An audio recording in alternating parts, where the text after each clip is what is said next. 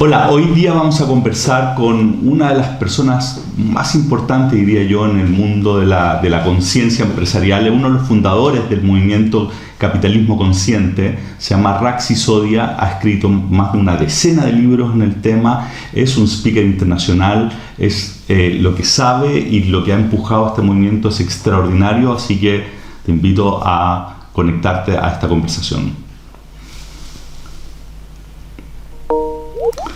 Hi Raj, thank you very much for this time. As Nise was telling you, you've been a source of inspiration of what we're doing here. I found myself in this path 5 years ago, after almost 3 decades on the business world, searching for something. That time I didn't know what it was, until finally I was able to reconcile the business world with the consciousness at the personal level. So it was extremely important for me that point. And once I got into that world, developing our own way of looking this phenomenon, we found you. And when we found you, I was extremely inspired by the work that you've been doing and how pioneer you were on seeing what was coming into fruition in the business world. So since then we've been working in order to make the business world more conscious here in Chile. What we have developed, and we would love to show you what we have developed. It's very much in line with what your views are. There are some nuances that we would love to share with you to get your feedback. But you've been an extremely important source of inspiration for us. So I just wanted to first thank you for all the work you've done, for inspiring so many people around the world, including us. And thank you for this time. You're very welcome. Yeah, thank you. Just to start, I would love to hear you, Raj, where your inspiration or your clarity in terms of this new way of doing business came from. When did it happen? What did you see? Because you were very ahead of time. So we'd love to hear that first. Sure. I think in my case, it was having a sense of dissatisfaction with what I was learning as a business student in my MBA and PhD. It was interesting, but I was not inspired, and I was never emotionally connected to it. So it was all about the head and the wallet, right? And business was only about making money. So I came to do a PhD at Columbia University in New York, and I found that it was lacking that human dimension. And hold on, I'm just trying to just take notes as we go, just so I have a record of what we're talking about. And so I was looking at the way business was being done. This was the 1980s in the US. 1981 is when I came, right? This was the beginning of what was called the decade of greed later on.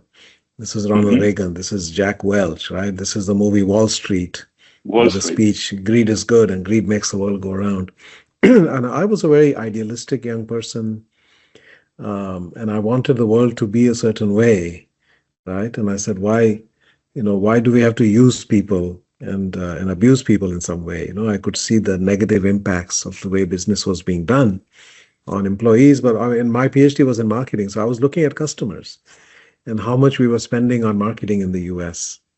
It was over $1 trillion, $1,000 billion was being spent every year in 2004. And the amount of advertising and coupons and sales and junk mail, and it was overwhelming. We were spending almost $15,000 per family for all those things, right? More than the income of 85% of the world's population. And I said, we're spending all this money. What are we getting? Is it making life better for customers? And I found actually, no, it's making life worse in many ways. We have overconsumption, we have obesity, we have diabetes, we have anxiety and depression and eating disorders and, young women's bodies being used to sell products. And that has a negative impact on the psychology of young women, teenagers, especially leading to eating disorders and body dysmorphia and depression. So I could see negative consequences on customers of overconsumption, of over-commercialization of everything. Society was being hurt as well by all of these things, and companies were not benefiting. They spent all this money, and yet customer loyalty was low, and customer trust was falling rapidly. And the return on all that spending, 98% of advertisements are never remembered, or 98% of coupons are never redeemed, etc. So it just felt like an enormous waste of money and having a negative impact on people. So I was asking the question, is there a better way to think about this? And I organized a conference and then published a book called Does Marketing Need Reform? Because we said fundamentally something is wrong. Every year we're spending more and more money on marketing, and customer loyalty is going down. Customer trust is falling even more. And 88% of people don't trust marketing. If it is marketing, that means it's not true. I don't know if you have that expression in Chile, but absolutely. They say, oh, that's not true. That's just marketing. It's just marketing. Yeah. And so as a professor of marketing, how do you think that makes you feel, right? And my inner dialogue was, my father got a PhD in agriculture science because he wanted to cure world hunger. That was his dream. He was trying to do something noble. And I got a PhD in marketing, and I'm just trying to sell more junk, to people who don't really need it, and it's not going to improve their life. That was my inner dialogue, And so I was almost ashamed of my profession. I said, we're not doing something fundamentally that the world needs, that is good for the world. Right? Yeah, we need doctors and we need, teachers, and we don't necessarily need more marketers in the world, right? Making noise and lying to us. So I had that, without even realizing it, I had that hunger, desire for meaning and purpose in my life. In those days, people didn't talk about meaning and purpose as much as today. So I didn't know, but this was something that was inside me as a natural part. It's inside every human being, actually. But it was really intense for me. And so I was always asking, is there a better way? I was not satisfied with the status quo. And there's one thing I always able to look at things from an outsider perspective. I don't become part of the system. I'm in the system, but I'm looking at the system. And many people become part of it. Whether it's a religion, I'm this religion, therefore I have to be like this. I'm a marketing professor, therefore I have to be like this. Etc. I never was like that. I was always looking at it more detached, in a detached way. So asking that question is very important. Is there a better way? It doesn't matter what you're talking about. There's always a better way. Right? So after 10 years of research showing everything that was wrong with the way we managed marketing and how much we spent and all of the negative consequences of it, I was going to write a book called The Shame of Marketing, okay, which was a phrase used by Peter Drucker, the management theorist, right? And yes, he was referring to the consumer movement in America, where people organize against companies to defend themselves against companies. And he said that is the shame of marketing. Marketing's job is to look after the well-being of customers. And if they have to, if they are protecting themselves against the company, that means you have failed. That's the shame of marketing. I was going to write a whole bigger book, about everything wrong with marketing. Fortunately, my mentor gave me the best advice at that time. He said, Raj, in America, people want to hear about the solution and not just the problem. We've been writing about the problem for 10 years. Let's think about solutions. So that was an important insight, and I just turned that project around. I called it In Search of Marketing Excellence as a working title. There was a book called In Search of Excellence. It came out in the 70s, I think. And I define excellence as companies where the customers have high levels of trust and loyalty for the company, but the company is not spending so much money on ads and coupons and junk mail. But they're doing something fundamentally right for the customer, which is what marketing ultimately should be about, right? So with that lens, I started to look for companies, and I found Whole Foods and a few other companies like that. And their customer loyalty was extremely high, customer trust was even higher, and their marketing spending was 5% compared to the industry, 95% less, right? And so I started to look at what they were doing and what other companies were doing like that. And I discovered that it was a broader pattern, that not only were customers love these companies, but also employees love these companies. And suppliers were loyal to them, and communities welcomed and embraced them. So they were embedded in this stakeholder mindset. They were taking care of everybody's well-being, not just the customer's well-being. And I said, what makes that happen? And then we discovered the pillars of conscious capitalism. So they had a purpose. They had a reason for being. Whole Foods is trying to change your relationship to food and educate you that what you put into your body makes a difference to your health and the health of the food system and ultimately the health of the planet as a whole. Right? And that's their passion, and that's what drives them. And that's what attracts customers to them.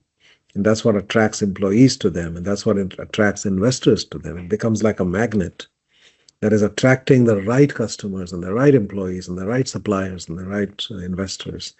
And then what holds them together is also core values, that we believe in these, certain values that we hold very, very important to us. So the purpose and value, so that's a higher purpose, a conscious and caring culture, which is about the values, a stakeholder mindset, which is about creating value for all your stakeholders. And when you do that, you create value for the other stakeholders as well. When you create value for your employees, you actually end up creating more value for customers too, because you get a better customer experience and therefore for investors. So when you think of it that way, and then conscious leaders who care about the purpose, who have their own purpose that is aligned with the company's purpose, right? And they are servant leaders. They're not just about their own ego and power and money. They're there to actually serve the people that they lead, right? They care about the people and they care about the purpose.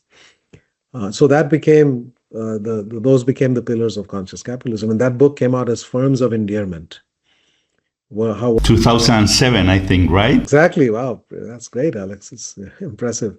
And that book completely changed my life because I was able to show not only did we find those kinds of companies, and then I was writing some of the stories of those companies. And I was literally, I remember the day, June 12th of 2005, I think. I was sitting in a writing retreat in the Poconos in the mountains in Pennsylvania. Mm-hmm. And I was literally in tears as I'm writing because I was emotionally moved and inspired for the first time. And this is about Costco. I was writing something about what Costco, no, maybe it was UPS actually. Anyway, one of these companies had done something for the employees. The wife of an employee who had died on the job, and they put her through college and they gave her a job and allowed her to raise her kids properly and all of that. And I was literally in tears. I said, my God, I didn't know that such humanity and heart can exist inside a for-profit publicly traded company. And I was never taught this in my business education, that this can be part of how you do business. So I was literally moved to tears, and I felt for the first time that I was coming alive in my work. The first time my heart was connected to my work. In business, as I said, it's all about the head and the wallet. But what about the human being in between, the heart and the spirit? We bypass that completely. And I think that's where our power resides as human beings. Yeah, we have a great intellect, but ultimately it's our heart and our being inspired that enables us to do great things. And so for the first time, I felt I was fully alive. And in that moment, I knew I want to dedicate the rest of my life to this story of business, not just the profit maximizing, etc. And then at the end, when we did the financial analysis, after finding 28 companies that fit this pattern, and then we said, okay, these companies are not trying to maximize profit. They are trying to achieve their purpose, and they're trying to take care of the well-being of all of their stakeholders.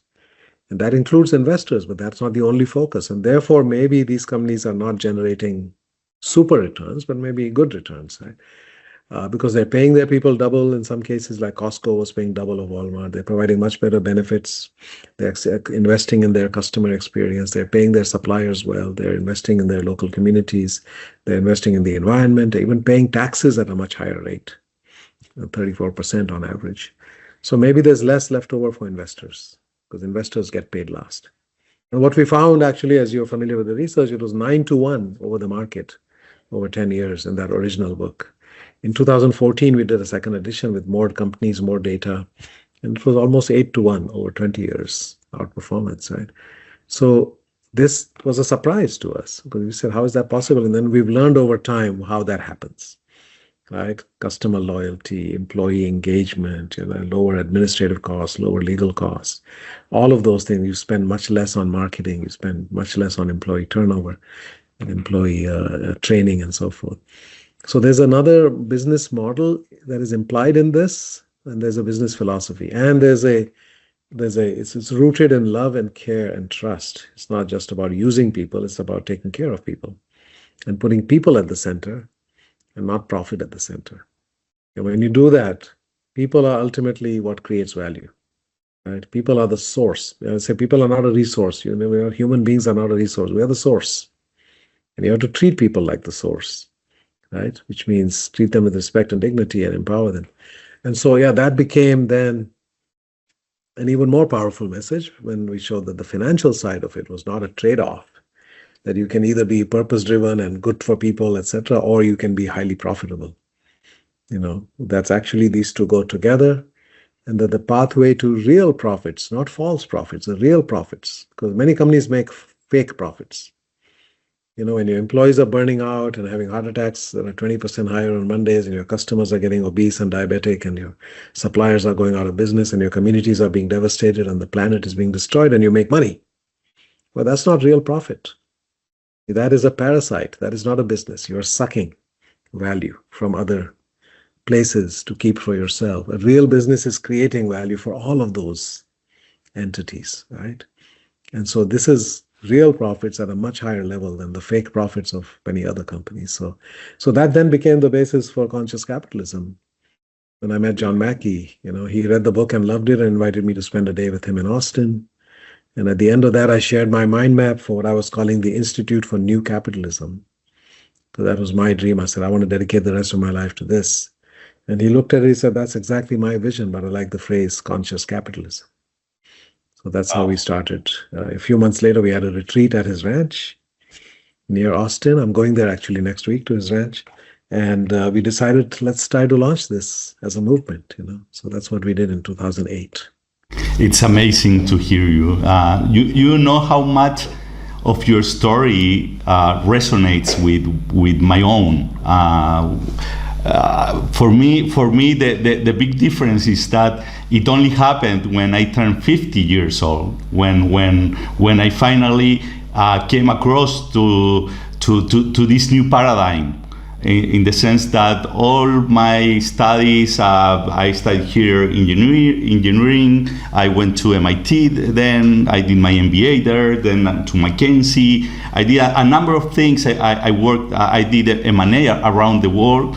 But always it was a sort of a fragmented worldview, in the sense that at one point you are working for money, and in the other part of your life you're being yourself, and that traveled me, and I didn't know how to combine the two until I came across much later, several decades later than yourself. So I would like to congratulate you again for being so pioneer in this path.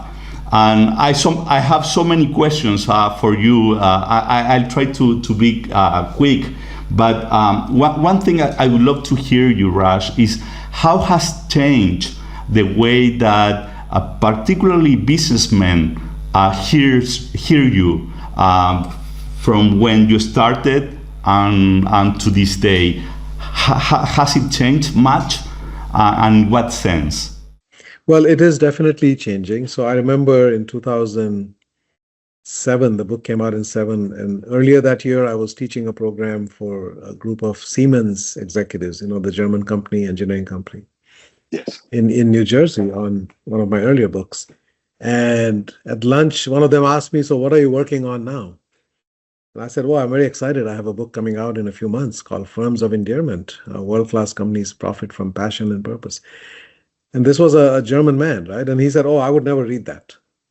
And without even asking me, what is it about? I said, what do you mean? He said, if I was sitting in an airplane holding that book, okay, and if somebody walked by that I knew, I would be embarrassed, okay, to be holding a book called Firms of Endearment. And he said, probably it's going to have a heart on the cover, isn't it? I said, well, we haven't designed the cover yet, but maybe that's not a bad idea. So it reflected the mindset, right? That business is war, business is rough and tough, business is about destroying, and about ego and power and money. And it's a very masculine energy in business. And that anything to do with the heart and love and compassion and caring is all weakness. That these are weak. This will make you weak. as a leader and weak as a business. And that's a very, as I said, a very male-dominated world that we have lived in for almost all of history, right? Masculine energy has been the predominant one. Feminine energy has been sidelined and suppressed. And it's equally a part of men and women, all of us. We have equal elements, equal amount. We both all come from a mother and a father. But I think that history that we have of hyper-masculine energy, where business literally became like a kind of war.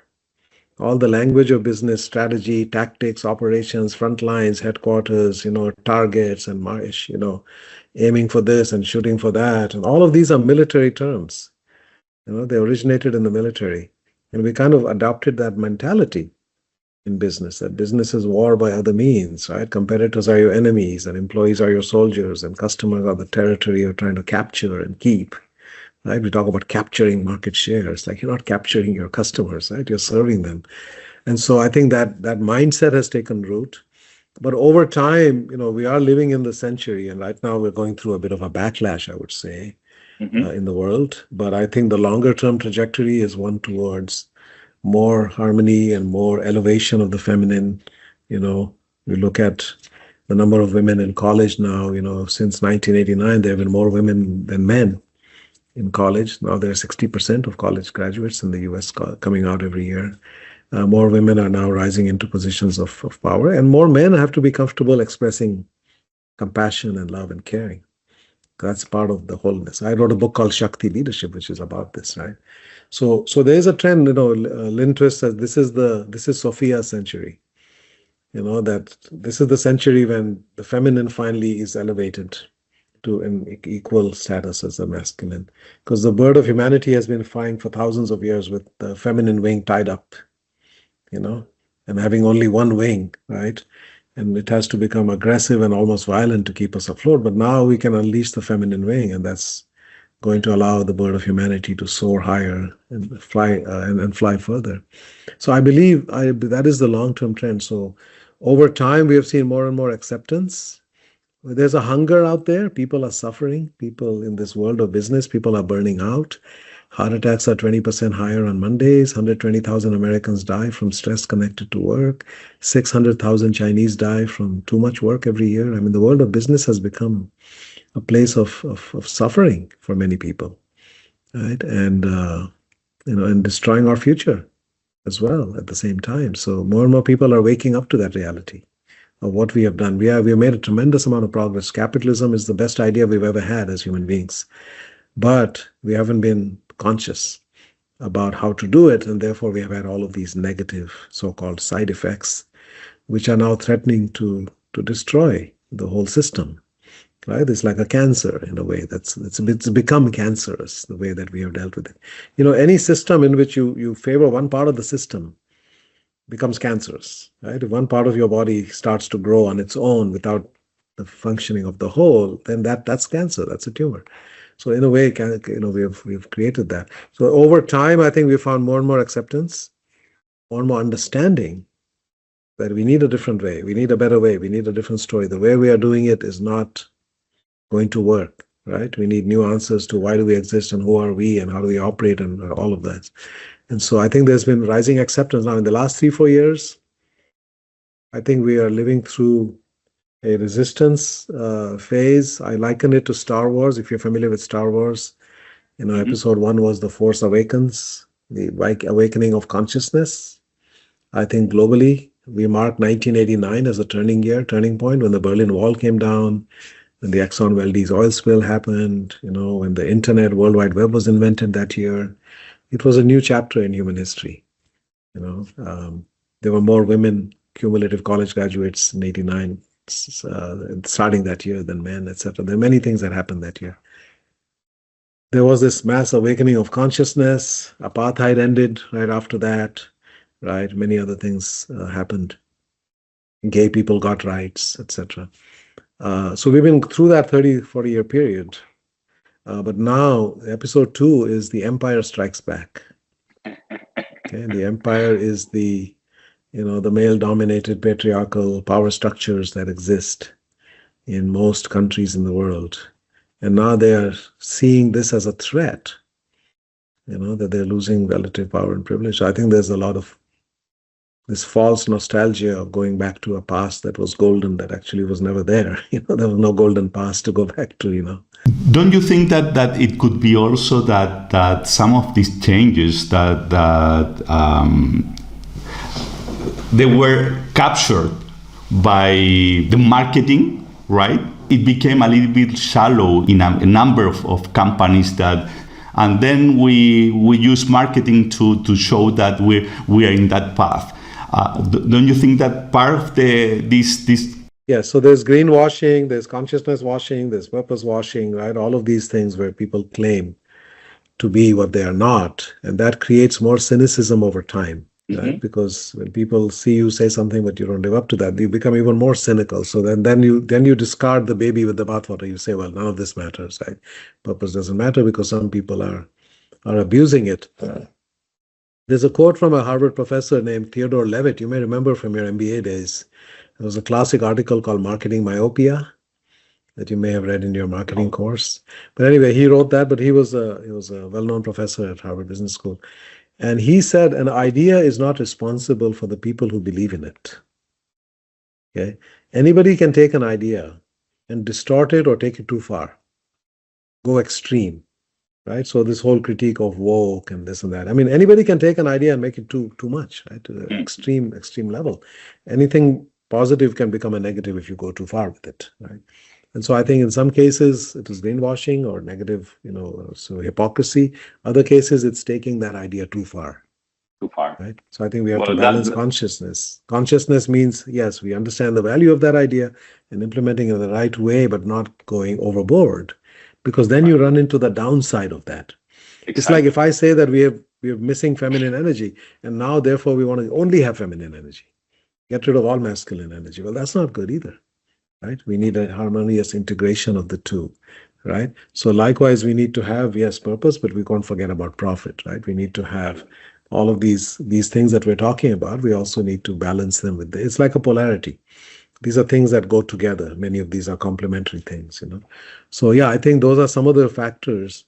But overall, I think it is that whole Empire Strikes Back energy as well, which is that people don't want to see the status quo change because the people in power, the people at the top of the corporate pyramid, in most cases have done very well under the existing system, right? When CEOs get paid, in some cases 1,200 times what the average worker is getting paid. When a Jack Welch and a Michael Eisner can become billionaires, as executives and paying themselves hundreds of millions of dollars, when they leave. The system has worked very well for people who are in the C-suite and in the boardroom. But it hasn't worked very well for everybody else. People in the other parts of the organization, lower down, frontline employees, etc. And so they don't see a problem. The people who are the gatekeepers. How you make the change when the leader doesn't see it? Can be done from the bottom up, from a bottom up approach? No, I have not really seen it work in a bottom up way. Because so what does it mean? You mean you change the leader or you change the leader? Okay. Yeah. Wow. So what does that mean? That means awaken the leader. Now that can happen. Right. So if you look at Ray Anderson at Interface Carpet, right, he was running a carpet business based on petroleum, nylon carpets, etc. Extremely unsustainable, harmful business in many ways. And he read one book, The Ecology of Commerce by Paul Hawken, and he woke up a transformed human. And he said, "Oh my God, I'm a plunderer. I'm stealing the future from my children and grandchildren." So the awakening can happen. There are leaders who awaken. Or you get a new leader, you get a Satya Nadella at Microsoft, right, who comes in after Gates and Ballmer, who were not conscious. I mean, Gates had a purpose and had a vision, but Ballmer had none of that, and neither of them were very humanistic in their approach to business and culture. But Satya Nadella has that, right? He's created a culture of empathy and a growth mindset, and he's given a new purpose to Microsoft, which was lacking after Gates left. And he has really taken that company to a whole other level, right? You had waste management. A new CEO came in and said, "My God, all we're doing is taking people's garbage and putting it in the ground in these landfills. We're part of the problem in the long term. All of this is leaching into the groundwater and polluting the air. We need to be part of the solution, not part of the problem," right? So wanted to reinvent Waste Management is kind of an environmental services and consulting company to get to zero landfill. Right? So there are many examples of companies with either the same leaders, but who then their consciousness is awakened through some kind of experience. They bear witness to the suffering of people or communities, or, they have some kind of an experience with nature, or they get a teacher, or they read something. It can happen. Or you have a board that then appoints a new leader that has that consciousness. But I think that is one of the big challenges. That's why our movement exists, basically, to try to move companies in this direction and try to get leaders to awaken leaders. That's really the whole job here. If you can awaken leaders and connect them. It's awakening of the leaders. You need politics and companies, right, in order to make the change. We believe that today is the time of the businessmen, as we see worldwide, right? Today, companies can change the world, and so if we awaken leaders, then the change will happen. But what about, for example, what happens with the financial markets? Because when I've spoken with CEOs and they say, look, if I go this way, I'm gonna receive a call from an analyst asking me why I'm out of a standard in an industry, and in the financial market, there is only one number that matters. Do you see that this change can happen without change in the financial markets? Well, okay, so there's two levels to that. One is conscious companies that operate with these principles and that have clarity and that have patience, the patience to implement these ideas. We have shown that they succeed very well financially. In the long run. In the long run. But in the short term, you have a cost to pay, an investment. As you're transitioning, there's a period of investment and you may see some downside on that, right? But you have to have a clear story. Here's what we're doing, here's why we're doing it, here's how we're going to do it, here's how long it's going to take, etc. And then you have to have the right investors. I think institutional investors who are patient and who have a vision and a values alignment, right? So that they understand what you're trying to do as a business, so that you're not as vulnerable to traditional minded investors. You've got the retail investors, then you've got institutional investors, and if you can be selective about institutional investors and who you attract and have a deep relationship with, and there's an alignment, right? More and more there's impact investing, etc. So Whole Foods, for example, had T. Rowe Price and others who understood their long-term values and purpose and principles, and they did not abandon them. In 2008, in the financial crisis, for example, the whole stock went down 90%. But the institutional investors held on and said, we understand and we believe in you. Over time, I think we're starting to see, and you look at Costco. Costco has been a public company for decades, and they often would get criticized by Wall Street to say, why are you paying your people double? We know that you can hire people for less. You're paying double compared to Walmart. So you are stealing money from the investors to pay your people more. And Jim Sinegal had the strength and the courage to say, if you don't believe in what we are doing, you should not buy our stock. I believe that our employees should be able to live a decent life and look after their children. If you don't believe that, don't buy my shares, please. And he said, by the way, our sales per employee are 3 times higher than Walmart's. Okay, and our employee turnover is 1/10, 7% versus 70%. Okay, Walmart has to hire 2 billion people a year at that time to replace those who left voluntarily. We hire people and they never leave. So our labor costs are actually lower as a percentage of sales. So there's an underlying logic and rationale in this business model, right? It's built on loyalty, it's built on engagement, it's built on trust, etc. So you have to be able to explain that. And then over time, you've seen Costco has been a dramatically high-performing company, right? You can show that. But you have to be able to know what you're doing and why you're doing it and then sustain it over time. And the performance does show up, right? Problem happens in the short term when you have a dip, like Whole Foods for a couple of years was down because there was more price competition, there was more competition generally, more other retailers were getting into natural and organic, so their stock price went from 50 to 30, I think. And then all the activist investors became, aggressive and started buying their shares, and then basically, put a gun to John's head to say, you need to lay off 20,000 people, and you need to open yourself up to a merger with one of the traditional supermarkets. And you need to fire half your board members, the majority of your, etc. And then he, basically did not have a choice at that point, because these guys could have destroyed the company. That's our existing system, which gives a lot of power to somebody who can come in and acquire 9.5% of your shares, and they can then issue proxies and get other shareholders to buy onto a short-term agenda. All they want to do is to buy today, and within a month or two, they want to flip, because the share price will go up when you do certain things in the short term, right? So they don't care about your purpose and the people and what you're trying to do, but yet our system gives them a lot of power the way it is. So that, I think, is one of the downsides of our financial system, the public company. That's why fewer companies are going public now, and many public companies are going private, because the financial markets have become toxic in many cases to long-term, value creators of this kind. So these are some of the challenges that we have, that we're facing. Whole Foods, that's why they merged with Amazon, because this was the only way that they could keep the business in some way going as it was, with its purpose and values intact. And Raj, do you see differences between regions in terms of how prone they are into going to conscious businesses, like Latin America, for example, or I don't know how familiar you are with Chile, for example? How do you see our region compared to what is happening in other parts? Yeah, I would say, yes, Latin America has generally been more receptive and interested in conscious capitalism. We have had more chapters, and we have Mexico, of course, we have Brazil, we have 11 chapters across Brazil.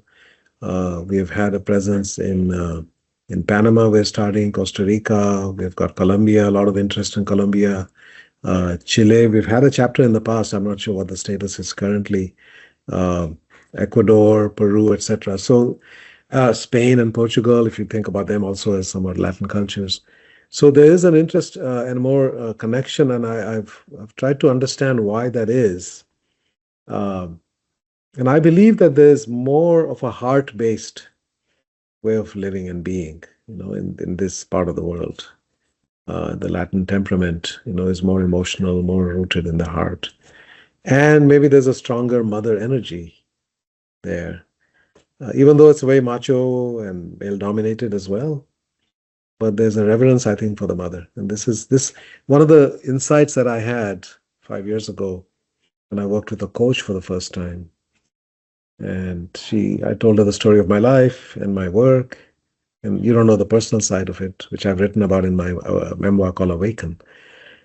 But I had a very difficult relationship with my father, and I came from this very aggressive warrior caste in India. So what she said after listening to me, she said, you realize you spent 45 years of your life trying to impress your father. And now you spend the last 15 years honoring your mother with your work. Starting with Firms of Endearment, and everything that came after that was really bringing my mother's energy into leadership and business. Caring, compassion, empathy, inclusion, etc. Those are values that are missing generally from business and leadership. Business is all about, numbers and achievement and winning and hyper competition and aggression.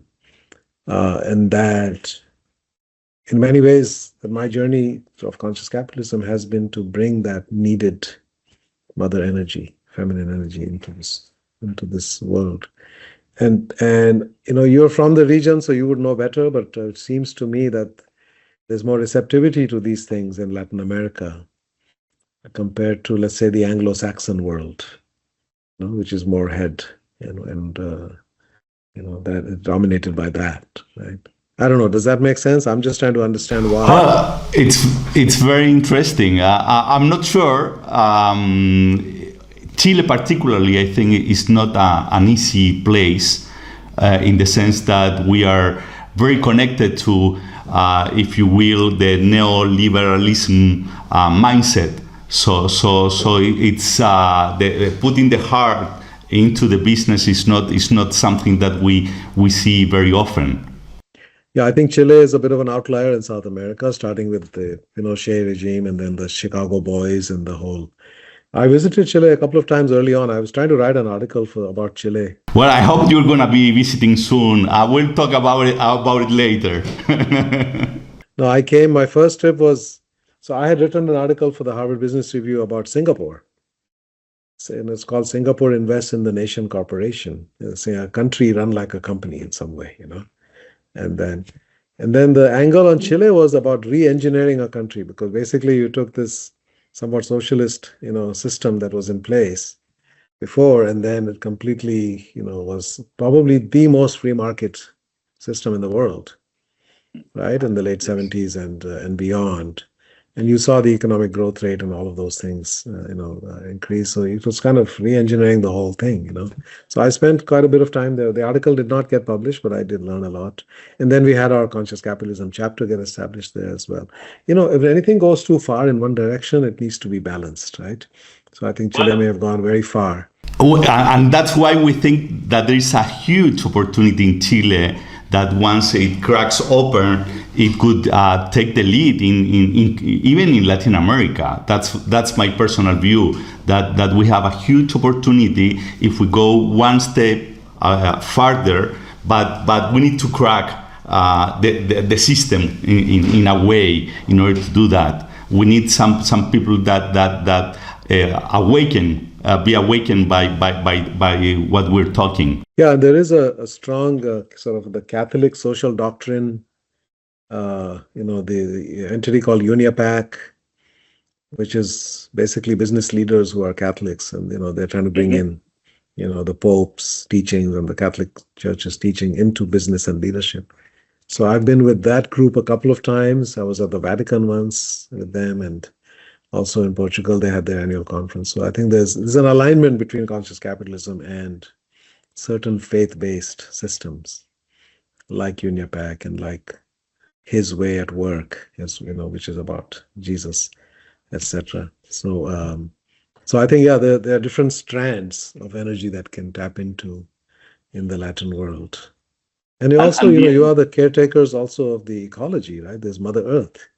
It's Mother Energy and Mother Earth. So there's sort of an ecological stewardship on behalf of humanity. I think that Latin America is more compared to other regions, is stewards of the rainforest and other things, biodiversity.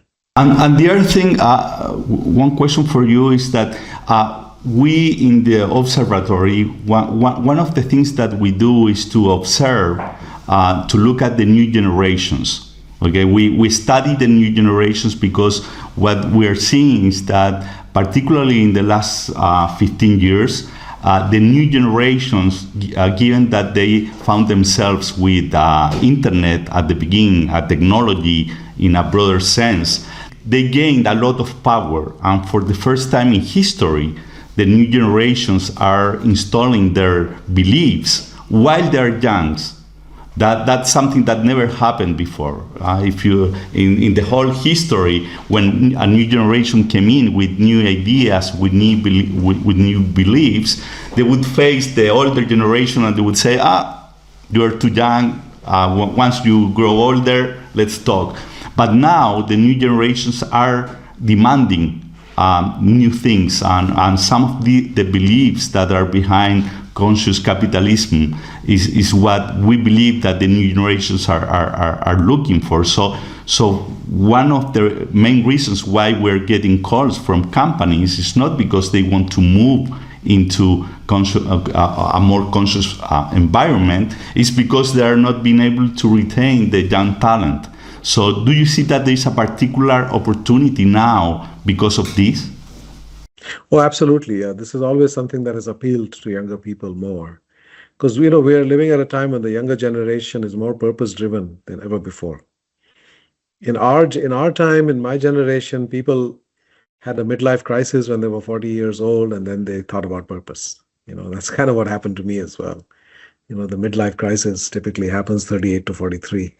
And that's when you start to question what you have been taught and the way you have lived, and say, is this what life is really about? But I think with the younger generations, that has happened much earlier because of the internet, because of awareness of problems, because climate change has become a big issue in their lifetime. The future has become, questionable. So they are more purpose-driven. They're looking for meaning in their work, not just the highest salary. But at the same time, they're also more cynical about business.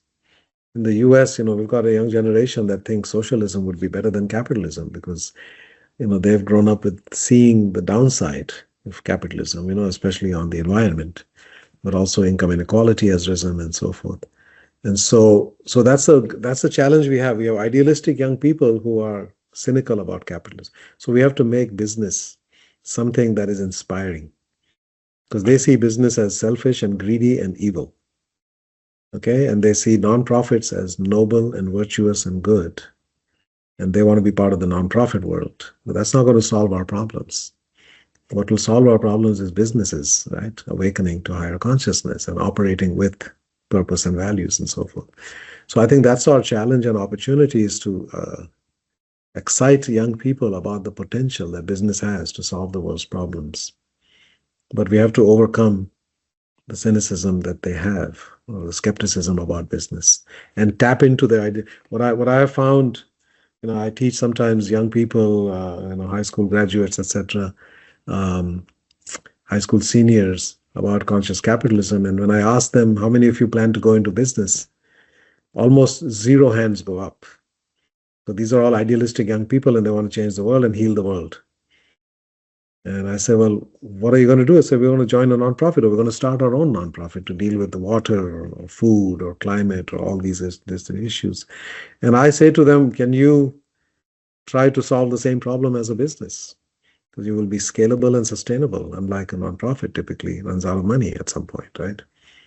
But you have this wall. On one side is selfish and greedy businesses, and the other side is, so we have to change that perception. We have to inspire our young people, and that's what we have not been doing. When we stand up and say the only purpose of business is to maximize shareholder value, nobody gets inspired by that statement, other than the board and the C-suite, right? Not the employees, not the customers, certainly not the younger people. So we have to talk about what we are doing that's creating a brighter future for everybody, not just making more money today. Raj, what companies would you mention as examples of companies that went from a traditional business model to one that is conscious? Because when I speak with CEOs, they say, no, one thing is to start from that point. Another thing is making the transition. Yeah, no, I think so. Microsoft is a current example, I think, that comes to mind. It started as somewhat conscious in the sense that it had a purpose, a vision. Bill Gates had a vision of a computer on every desk, right? But it wasn't conscious in other dimensions. It was quite ruthless, actually, in a rough place to work, and very dominated by a sort of adolescent male energy. And now under Satya Nadella, it's definitely become conscious. I would say that waste management is another one. I've got a list somewhere. Marico in India, a company that we worked with. FIFCO in Costa Rica. There's Massey Group in the Caribbean that we've worked with. And there's quite a few in the conscious capitalism movement in the US. If you come to our conferences, you see a lot of people there who used to run their business in a certain way. First United Bank, for example. So yeah, it is definitely possible. You don't have to be born this way. As our friend Ed Freeman says, every saint has a past and every sinner has a future. So it doesn't matter what your past is, right? You can actually, all it takes is a different leader. The awakening of a leader or a new leader to come in any business. Barry Wehmiller, I wrote a book called Everybody Matters with Bob Chapman of Barry Wehmiller. That was a very traditional business. Okay, early for about 100, it started in 1885, so I would say for, over 100 years, it was a traditional business and not very successful at all. And then when Bob Chapman started having all these awakenings at church, at a wedding, suddenly started seeing people in a different way and life and business in a different way. Completely transformed the company, put people at the center, said everybody is somebody's precious child. We measure success by the way we touch the lives of people, etc. And now he has acquired 140 companies and turned them all around. So, these were struggling, in some cases dying, manufacturing businesses.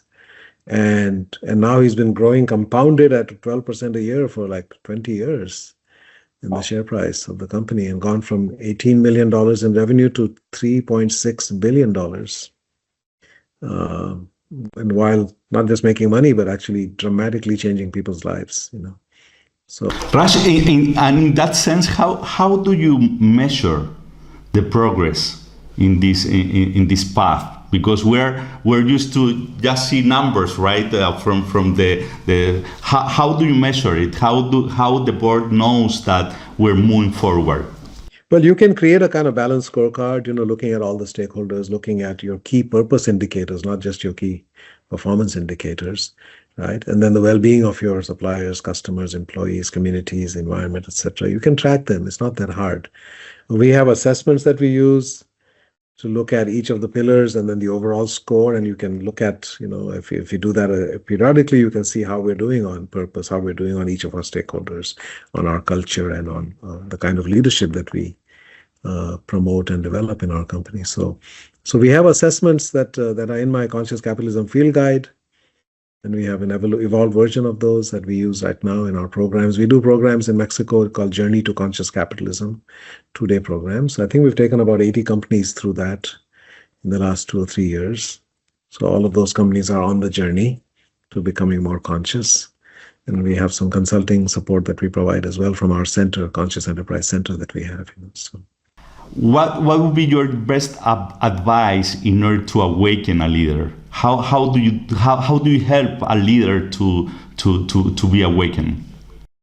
That's $1 million question, because if we had the answer to that, then we would solve all the world's problems. Yeah, literally every problem would be solved, I think. Absolutely. Sometimes it comes from exposure to certain books or certain teachers or coaches. Some people, when they read Conscious Capitalism or Forms of Endearment, or Everybody Matters is a big one. A lot of people have been awakened by that book. Or Man's Search for Meaning by Viktor Frankl.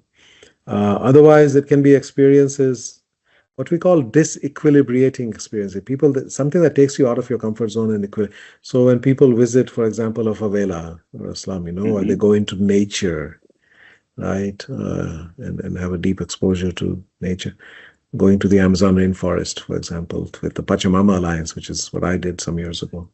I think there's no predictable formula, right? It has to be something either through exposure, through a coach, a teacher, or an experience, or a midlife crisis.